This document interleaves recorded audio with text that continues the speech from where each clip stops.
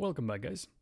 So, for this second episode of the Yone Guide, we're going to touch on the identity of Yone, his reference points, both in terms of items and in terms of like the game situations that you want. And then we're going to break down three of the biggest narratives around Yone that I'm hearing a lot about. Now, in this video specifically, it's going to be a lot of like talking. So, I'm going to put a gameplay in the background, hopefully going to entertain a little bit, and we're going to get right in.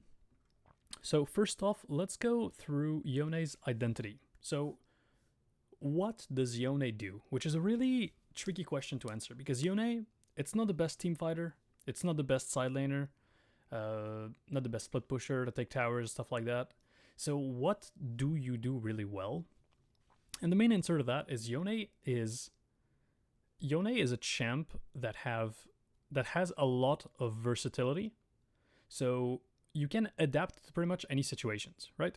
And even though you're not the best at split pushing, you're not the best at team fighting, you have the options to do those things really well, contrary to other champs like a Yorick, for example, where you have the option to split push, but the option to team fight is like not great. With Yone, you have the options to do a bit of everything, and you need to adapt on the situation. So it's a really versatile champion.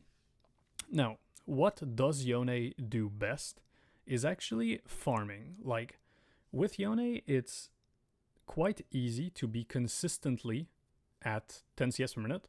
And I don't really like this whole concept of being at 10 CS per minute because it's really, like, situational. And there's a lot of games where that's not possible.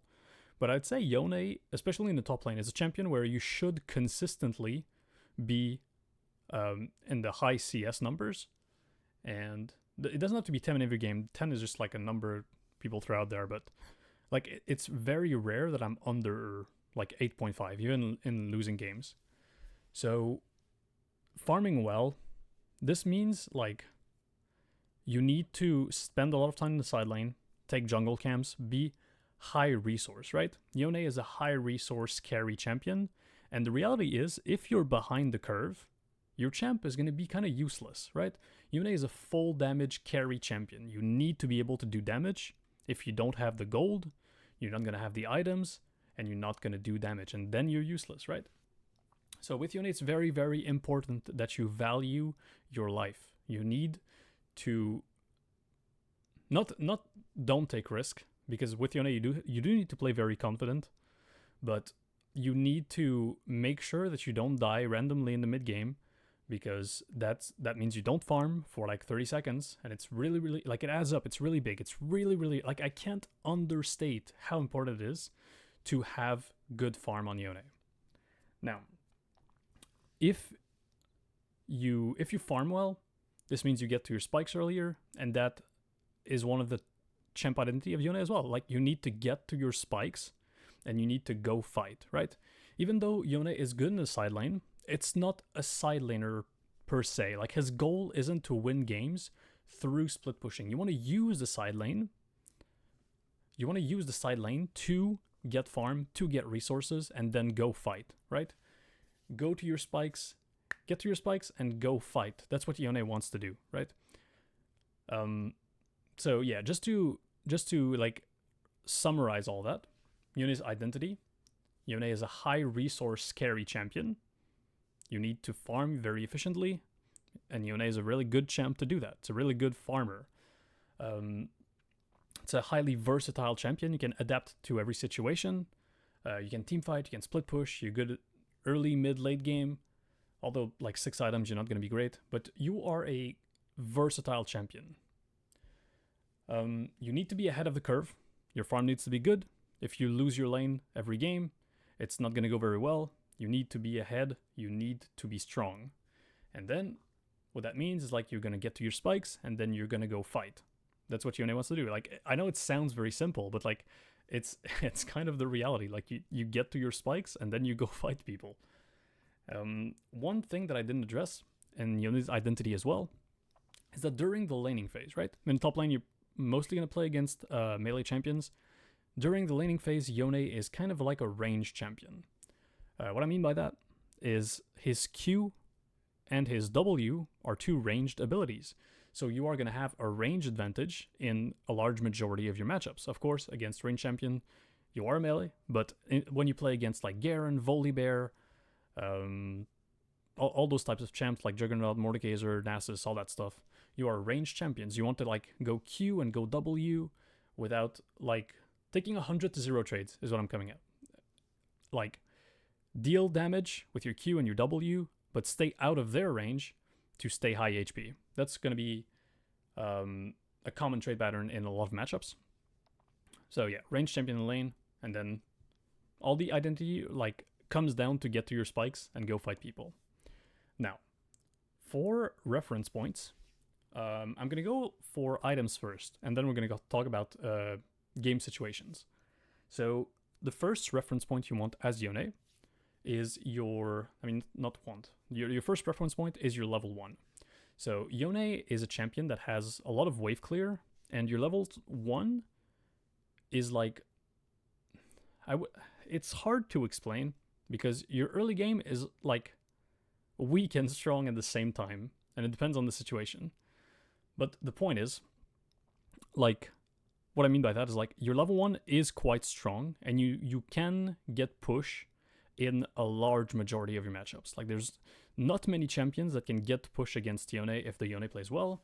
Like even you can think of like Jax and Riven, again, even against those champs, if you play well, you can get prio. So you want to use that really well.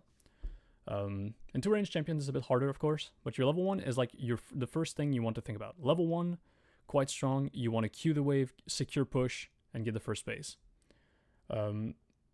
Second reference point in terms of item is going to be when you get D-bow, recurve bow, and Greaves. This is going to be probably your strongest point in the lane, because you get a shit ton of attack speed, and at this point your Q is going to be a way shorter cooldown, and it's really a timer you need to abuse. In a lot of matchups, when you get those components, you can just like all in them, and it's going to be very favorable for you. You can think of champion like Aatrox, or even Ambessa. Ambessa's a hard matchup, but when you get these components, the second Ambessa messes up, you can kind of run her down. You're going to win the extended trade really hard. So yeah, those 3 components, really, really good on Yone. So that's your first item spike of the game. Your second power spike, so third reference point, is going to be Bork, right? When you get your Bork, you're really strong, but you need to be careful, right? At Bork, you're still very easy to kill. You don't have any survivability. In a skirmish or a team fight setting, you're not going to be the most useful. Sure, you have damage, but you really need to be careful about taking skirmishes and team fights at 1 item, because you're still very squishy. So Bork, I like to see it as a dueling power spike. When you get Bork, you're 1v1, you're just going to be winning in a vast majority of matchups. It's like there's not many champs that can match your dueling power when you have like tier 2 boots and Bork. So that's something you want to keep in mind. But again, be very careful about going to skirmishes and team fights on Bork. It's not the best. Now, second spike is going to be Shield Bow. Now, the 2 item spike is, I think, the biggest power spike in the game. Even though your champion itself is not, like, it still scales well at 3 items. 4 or 5 is kind of whatever. The 3 item is quite good, but like the second is the one you want to abuse the most, because at this point in the game, when you have Shield Bow, a lot of champions don't have the damage to kill you. Like the Shield Bow shield is so massive, and it's really something you want to abuse, because like you can get a lot of work done during this period. Like now is the time to go skirmish, right? Now is the time to go team fight. Like when I was talking about earlier about getting to your spikes and go fight, that's the spike I'm talking about. 2 items, go fight people. You're really strong. You don't need to over side lane, right? That's a mistake I see really often with Yone, is like people just stay in the side lane. But like you have 2 items, you're super strong. Go fight people. Like again, Yone is not a split pusher. You don't want to like hit towers and stuff like that. Like you want to go fight. So at Shield Bow, biggest spike in the game. You're tanky. You have a lot of damage. Go fight people. Now, third item. Now that's your highest damage point in the game at 3 items. So you can see like there's a difference between each spike, right? Bork is your dueling spike. Shield Bow is your team fighting spike. And then IE or LDR is going to be your damage spike. And at this point in the game, even though your damage is going to be really, really strong, you need to be careful because if you're at 3 items, it means probably there's a mage or an AD carry in the enemy team that's also at 3 items, maybe 4, with the ADC role quest. And you need to be careful because you can get one shot at this point in the game. That's why 2 items is a bit better, because the ADC and the mage don't have the damage to kill you yet. But 3 items, you need to be a bit careful. So at 3 items, the one reference point I want to talk about associated with this 3rd item spike is Baron. Yone is one of the best top lane champions to take Baron. So you want to play really aggressively for this objective, and as soon as you see an opportunity, take it. You do it really fast. It's really good. Now, of course, there's a caveat to that. Like if you have a like an RE bot, like in this case, it's not the best. Although in this case, I also have Graves jungle, so it's kind of fine. But Baron is a really, really big objective for Yone. You're better than most other top lane champions at doing it, so you need to make sure you're playing for that. Because at 3 items, if the game doesn't progress and it stalls, you're going to be in a really, really tricky situation. Because when the mages and the AD carries have 6 items, you're going to be a lot less relevant, right? If you, like the slight mistake, the first like slight mistake you make, you're just going to get blown up one shot, and it's not going to be very fun. Now, now for situations, I want to talk about 3 game situations that are also kind of reference points in a way that are really important for Yone. So the first one is really, really important, and it's the Q3 before the fight. If you show up to a fight and you don't have your Q3, you already messed up. Now, don't get me wrong, there's going to be some situations where it's just not possible to stack Q3 anywhere. But like in the vast majority of situations, you can. Like if you can like go, let's say we're on this side, right? And we're going to Dragon, like stack your Qs on the Raptor, stack your Qs on the mid wave. You need to find a way to stack your Q. If I'm gonna talk about objective setup a bit later, but yeah, like you need to find ways to stack your Q3. On the other side, it's gonna be the same thing, like stack your Q like on bot wave, on mid wave, on the Grump, on the Wolves, anything. And also make sure, a little trick to stack your Q, make sure you let the stack go as long as possible. You can see when you Q, there's like a stack here. Make sure like it runs out like almost at the last second, and then do your second Q to make sure you have like as much possible time with your Q3 for the fight. So yeah, Q3 really, really, really important. Second thing, threat assessment. Yone is a squishy champ that gets countered by burst and CC, right?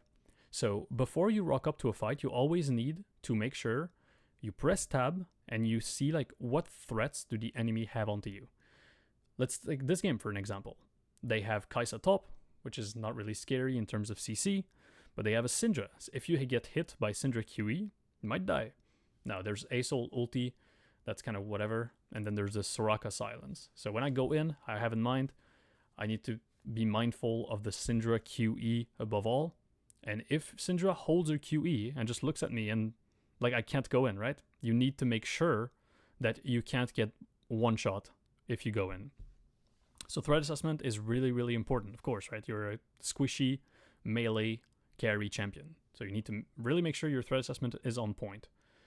Now, third and last one in terms of situations are objective setups. That's what I said I was going to get back to it. Yone needs to have control. If you're in a situation where, let's say this dragon is spawning and your team's not on the map yet, and it's all dark in here, just don't go to the dragon. Your champion is going to be so useless in those situations. You need to be there first. The best scenario you can be in as Yone is you're at the objective early, you can stack your Qs on the objective, and then turn, right? So you stack, you have Q3 on the dragon, and then you can go like E, Q3, ulti, go a combo, snap back, get the objective, get out. That's the best thing you can do as Yone. Be at the objective early and stack your Qs on that objective.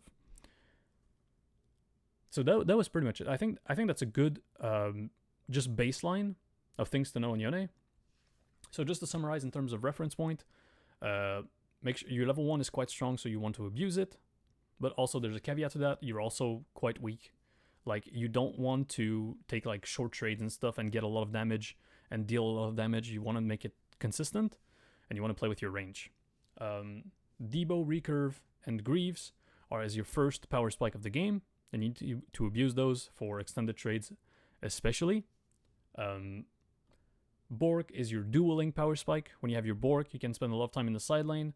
You can beat up a lot of people. Shieldbow is your team fighting spike. At this point in the game, people don't have enough damage to kill you, and you have enough damage to kill everything, so you want to get a lot of work done. And then IE LDR, highest damage point in the game, that's when you want to do Baron, you want to push the pace of the game, and make sure you are in a good position to close out the game. After that, for situations, make sure you always have your Q3 for fights, make sure your threat assessment is on point, make sure you're aware. If there's like a Leona and stuff, you don't want to get rooted and one-shot. And then objective setup, you always want to be there first. Now, for the last part of this, for this episode 2 of the guide, we're going to break down some narratives on Yone that I hear a lot.